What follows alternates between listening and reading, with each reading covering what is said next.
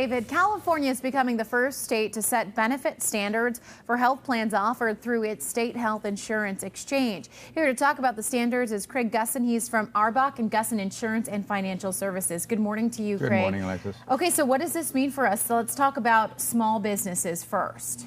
Well, come January 2014, small businesses, along with individuals, are going to have their plans changed because they have to be part of what California has come up with the plans. They have the platinum, gold, silver, and bronze plan. Platinum and gold, basically, it won't have deductibles. The bronze plan will have a deductible up to $2,000. I'm sorry, the silver plan has a deductible up to $2,000, and the bronze plan can have a deductible as high as $5,000. Okay. So in today's world, there is no regulation on what kind of deductible you can have. So you can have a deductible of $5,000, $7,500, $10,000 if you want to lower your costs because you may not use it.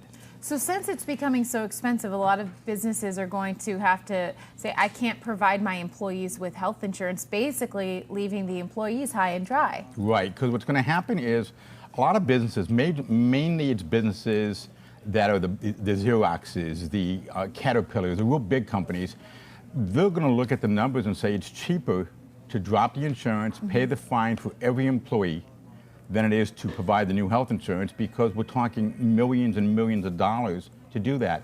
So if that happens, then you're going to say, what are my options? The average person will spend about $800 a year in medical expenses.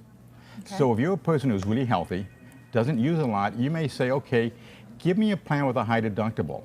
I just sat down with a client of mine she was 50 years old, and a $2,500 deductible plan was $385 a month.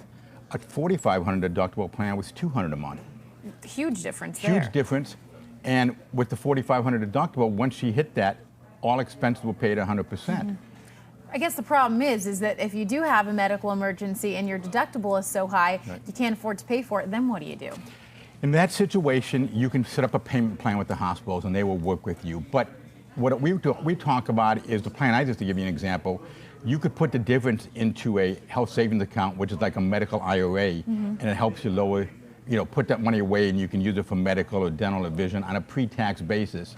And the education part is everything that we pay out of pocket for medical expenses are after tax. If you can pay with pre-tax, that lowers your tax bracket. So there's different ways to do it.